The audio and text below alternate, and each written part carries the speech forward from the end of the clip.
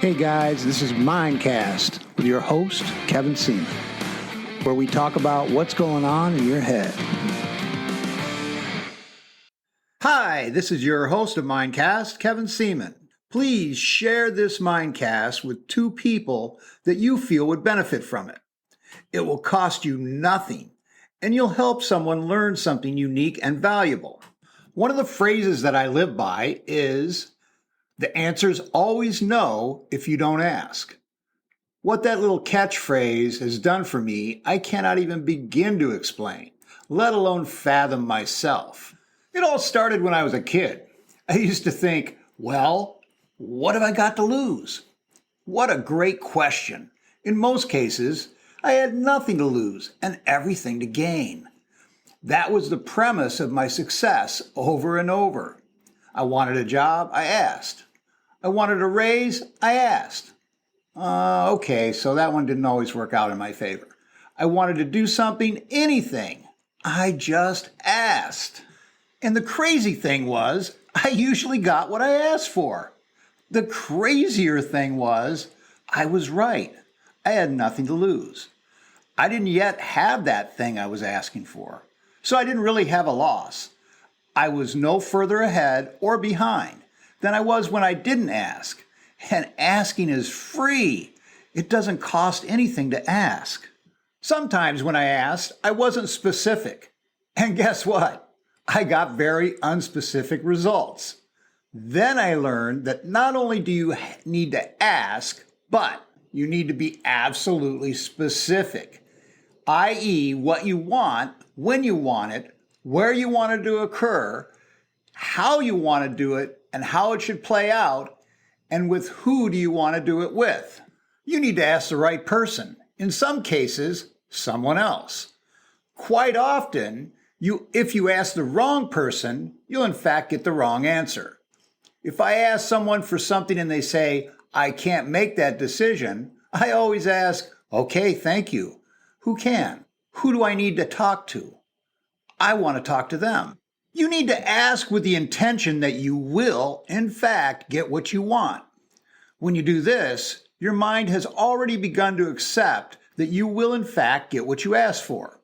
By doing this, you will move more confidently in the direction of your goal. This will be apparent to who you are asking as well. The more I asked, the more I began to realize that it didn't just work for me with others. It also worked for me with me. And often, it worked with me in things I wanted and asked for that I wasn't sure how I was going to get. I've even got into incredible detail in regard to the way I visualized things that I asked for. It was like I was asking the universe for what I wanted to have occur. Then I was directed to how to find that or how I could accomplish that. Now, this area of mental performance is something I've studied in depth, yet I still have so many questions. I know that when you think about, talk about, and visualize something over and over in your mind, your brain begins to process these thoughts. It begins to filter things that you see and things that you have as resources. Here's a mind blower. When you think in detail about the things you want, your mind actually begins to look for these things for you and find ways that you can in fact get them. This part of your brain that accomplishes this is called the reticular cortex. The area that is activated is referred to as the reticular activating system, or RAS. This is a very sophisticated process of sorting and elimination. In fact, it's so sophisticated, you aren't even aware that it's doing it. It's almost entirely subconscious. This is why you should only focus on what you want. What do I mean by that? Well, once you've eliminated what you definitely don't want and why, you need to file that stuff and move on to exactly what you do want. Here's a little more information about why that is. Computers may be more similar to your brain than you realize. When you ask a search engine what you want, you must be very specific. As a simple example, if you want to know what's in peanut butter, you need to ask precisely that. Otherwise, you'll get tons of other information. Let's say I just put in the word peanut into the search engine, but you want to know how peanut butter is made and what's in it. The search engine will give you all kinds of general information and resources on peanuts, what peanuts are, types of peanuts, the economics and agricultural aspects of growing peanuts, images of peanuts, organizations like peanut/app.io, a website about like-minded women in regard to fertility and motherhood. You might even get some recipes that use peanuts, or why some people are allergic to peanuts, or the nutritional aspects of peanuts. But if you enter precisely the words peanut butter production and ingredients, bingo, that is what you get, specifically what you asked for. Now, this little exercise may seem silly, but let me elaborate. As a mind coach, I ask people specific questions all the time. You know why? Because if I don't, I get all sorts of answers that I will need to sift through and break down into detail. Years ago, when I worked as a personal trainer, I used to ask people what their goals were. In other words, what did they want to achieve? Most times, I would get answers in reference to what they didn't want. Like, I don't want to be fat anymore. I don't want to feel guilt when I eat. I don't want to feel uncomfortable, or I don't like my body. They wouldn't tell me what they wanted. Mostly, they would tell me what they didn't want. Now remember, I said it's good to recognize initially what you don't want so you can figure out what you actually do want. Sometimes I would have them write down all those things they would tell me that they didn't want so we could make a T chart. I would have the client draw a T separating the paper in half. On the top, I would have them write the words, "What I don't want," on the top left side. Then list all the things that they were telling me they didn't want. Then on the right side, above the T, I would have them write the words, "What I do want." Then I would have them mirror those subjects on the opposite side of the T with the things that they did want. I don't want to be fat anymore versus I want to be my perfect weight and be healthy and fit. I don't want to feel uncomfortable versus I want to feel great physically, mentally, and emotionally. Then I would ask them how much weight they thought they wanted to lose. Usually I got I don't know. Well, if you did know, how much do you think you would want to lose as a goal, and by when? They would then tell me. Why? Because I asked a specific question, and now they have a specific target. Not having a specific target is like playing darts in a dark room drunk with a blindfold. Asking and setting a specific goal is like taking the blindfold off, turning the lights on, and drinking coffee instead of being drunk. You now have the possibility of hitting the board or target. One of the strategies I use in public lectures and speaking is I'll ask, who in this room wants more money? Everybody's hands go up.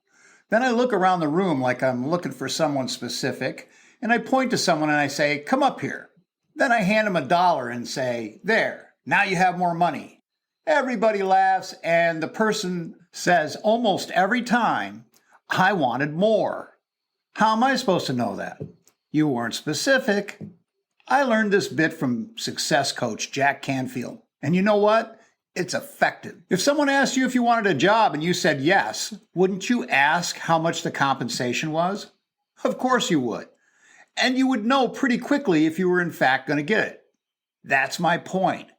Ask for exactly what you want. So why don't people ask for what they want all the time? They don't because they're afraid they might look stupid or really needy. But most of the time it's because they're afraid of rejection. They're afraid that they will be turned down. But they are rejecting any possibility of getting what they asked for by not asking. The answer will always be no if you don't ask. I remember being a freshman in high school and being afraid to ask this girl out. I lacked confidence and I had a poor self-image. I'd walk by her and I'd say hi, and sometimes I'd smile. Then I'd just keep walking. Finally, after worrying about what she might say to me for quite a while, I waited until she was alone at her locker, and I walked up, and I bolstered enough energy and courage to ask her if she'd like to go out. She took a deep breath, let it out, and sighed.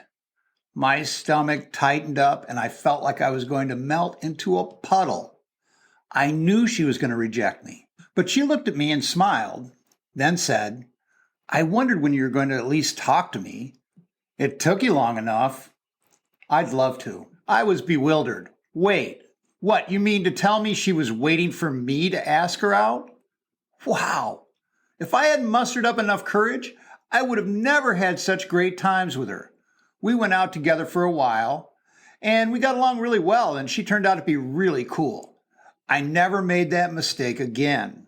Now, I don't even settle for the first no. I keep asking. If I get a no this week, maybe I'll get a yes next time or the week after. This also has helped me immensely in business. In fact, I'm so good at getting turned down and failure in general that it actually helped me develop as a person. I tell people all the time, I have one superpower, is persistence. I don't give up. It's helped me to become a high-level expert in my field. In fact, persistence has helped me to achieve multiple black belts, become a regional, state, and national champion. It enabled me to get on an international team and compete in a world championship. It enabled me to keep fighting when I was almost beaten and to come back when I was impoverished, to rebuild my life when I was broke and filed bankruptcy. It motivated me to become an internationally recognized teacher, speaker, and author. Like I said, asking what I want developed my only superpower, persistence. But let's talk about kids. They are at expert level when it comes to asking. Mom, can I have this? Mom, I just want this. Can't I please have this? It's all I want, I promise. Please, please. I mean, we could all learn a few life lessons by watching children. They are relentless at asking. One of the strategies I used as a teen when asking was leverage. Dad said yes when asking Mom. Did Dad really say yes? Well, he would have if I asked him. If he was home, he would say yes. That works sometimes.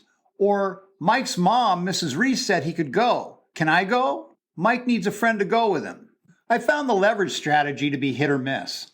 Another approach I'd use is contrast. I found out I'd been using contrast later on in my life when I started studying psychology. An approach I used once went something like this.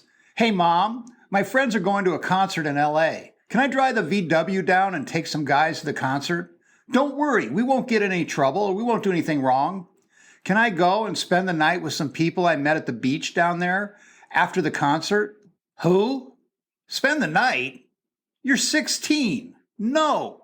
You cannot drive to Los Angeles and go to a concert with people I don't know and driving our car. You're not spending the night at some house in the city. No. Please? Mike isn't going because his parents are out of town. I don't want to be the only person not going. I said no. He's staying at his house by the beach alone. Can I at least go stay at his house over the weekend while his parents are gone and keep him company? I guess so, but you need to check in. And no car. Off to the beach for the weekend with no parents. Contrast is an approach that uses two undesirable choices, with one being the least desirable in regard to the audience you're trying to persuade. With my folks, this worked nearly every time when I was a teenager. Yeah, it was kind of bad. Reject rejection. This is a term used by one of my favorite speaker writers, Jack Canfield. He and his partner, Mark Victor Hansen, came up with this idea, and Jack wrote about this in his phenomenal book, The Success Principles. I highly recommend you read this book. Jack knows a little something about persistence. He and his partner are at expert level in regard to asking. They once asked over 130 publishers to publish their book, and were turned down every time. Finally, they found somebody that would publish it. That book series, with over 250 titles, went on to sell 100 million copies in the US and Canada, and a total of 500 million worldwide in 100 plus countries. And it was been translated into 43 languages. That book was called Chicken Soup for the Soul. That is the power of asking. Can you imagine if they had given up after a couple of turned down submissions? They are also famous for saying, When someone says no, we say next. So reject rejection. Don't let it reject you. When I was around 16 years old, I started training in martial arts. I always read these martial arts magazines, and one day I decided I wanted to train with Bruce Lee. He was in some of the magazines, and I watched his character Kato in The Green Hornet. I said to myself, I'm going to train with Bruce Lee someday. I want to learn how he fights. Why would a 16-year-old want to know how to fight? I had been having problems at school with a few guys when I was aged 13 through 16. They would harass me and jump me off school grounds when I was on my way home. Anytime they saw me, I was their target. So learning how to protect myself was a priority at that stage of my life. I remember going to the Long Beach Nationals hoping to find and meet Bruce Lee. I never did. When I heard Bruce Lee passed away, I felt my goal slip away. In 1976, I met a famous Bruce Lee student named Dan Inosanto. I decided I would train with him if I could no longer train with Bruce Lee. I filled out an application for the school in Torrance, but I never received a call. In 1984, at 30 years old, I decided to go to a Dan Inosanto seminar I saw advertised. Later, I became involved in his instructor program under this amazing teacher. How did I get in his program? I asked him. I remember this like it was yesterday. Sifu, that's what we called him. If a person was motivated and trained hard, would they be able to be an instructor under you, even if they didn't live in Los Angeles? He said, yes, Kevin. If a student was motivated and trained hard, they could be in my instructor program. I looked at him and said, then that's my goal. To this day, I have trained under Dan Inosanto for 36 years, and I am a senior student and full instructor in his program. Dan and I converse regularly, and prior to the pandemic, I trained a few times a year with my teacher. I never gave up. When you ask for anything, make sure to be persistent, have clarity, be specific, and ask the right person. And you will have a very good chance you will indeed get it. Another great thing about asking is it opens up your mind for questions. Questions that you may have never considered if you hadn't thought about asking to begin with. One of those questions I asked was, how can I be successful? There must be a way to improve myself and get better results. Others have done it. That started me on a quest to develop myself and meet my potential. Later I asked, how can I offer valuable information to others that will help inspire them to meet or even exceed their potential? That question started me as a mind coach over 25 years ago. I actually taught the principles I offer in my books in my martial arts and boxing classes and seminars I taught. That eventually led to this Mindcast podcast. And guess what? I've helped thousands reach their goals and exceed their potential by doing this. So how did I get this Mindcast podcast idea? My wife Donna, who is also exceptional at asking, asked me, when are you going to do a podcast?